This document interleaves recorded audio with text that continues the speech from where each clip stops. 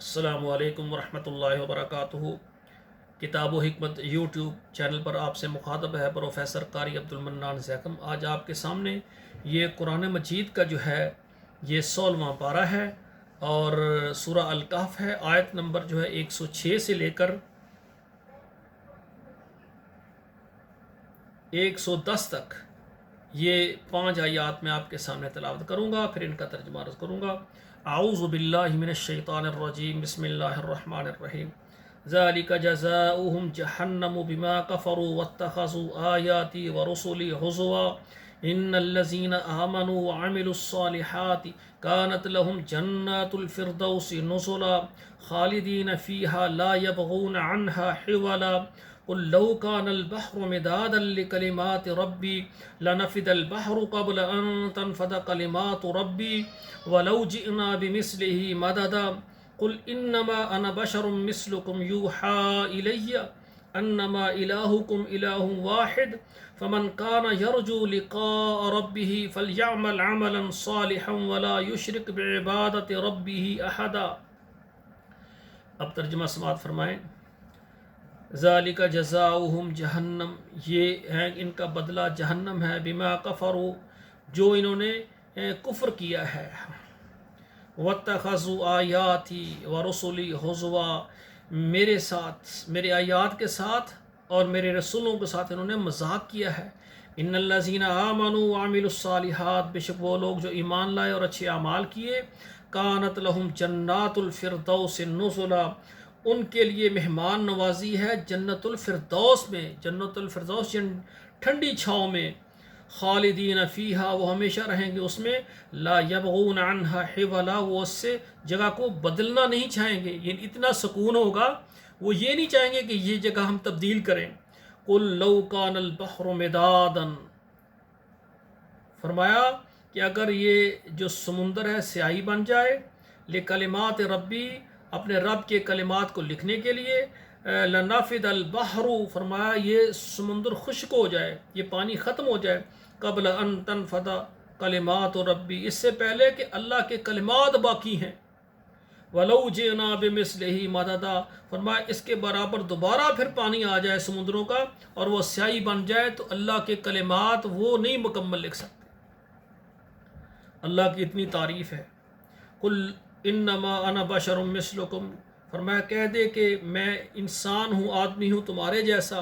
یوحا الیہ، میری طرف وحی ہوتی ہے، انما الہکم الہ واحد، تمہارا الہ ایک ہی الہ ہے، فمن کان یرجو لقاء ربہ،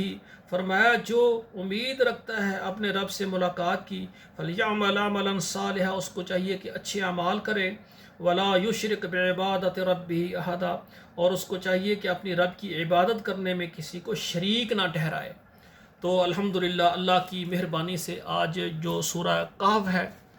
مکمل ہو چکی ہے الحمدللہ۔ تو اس میں کافی سارے واقعات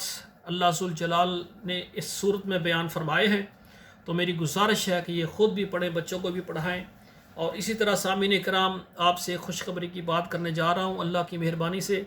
میں اسلام آباد کے اندر ایک عظیم ادارہ بنا رہا ہوں جس کے لیے مجھے 10 ایکڑ جگہ چاہیے۔ اس ادارے کا نام ہم نے تجویز کیا ہے محمد الرسول اللہ ایجوکیشن کمپلیکس، اور اس ادارہ جو ہے اس میں ایک جامع مسجد خاتم النبیین بنائی جائے گی۔ تو اس ادارے کے لیے جو پورے پاکستان سے، پورے عرب ممالک سے اور یورپ سے جو مجھے بھائی دیکھ رہے ہیں، جو بہنیں خواتین مجھے دیکھ رہی ہیں، جو صدقہ جاریہ کے لیے،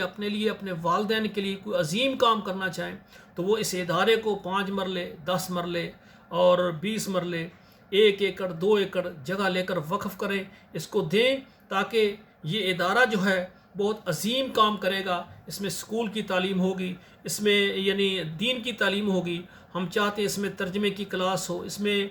پورا دین یعنی بچوں کو سکھایا جائے، اور اس میں سکول کی اور یعنی دنیاوی اور دینی دونوں تعلیمیں جمع ہو۔ ہم چاہتے ہیں ہمارے بچے جب ڈاکٹر بنے، انجینئر بنے، تو وہ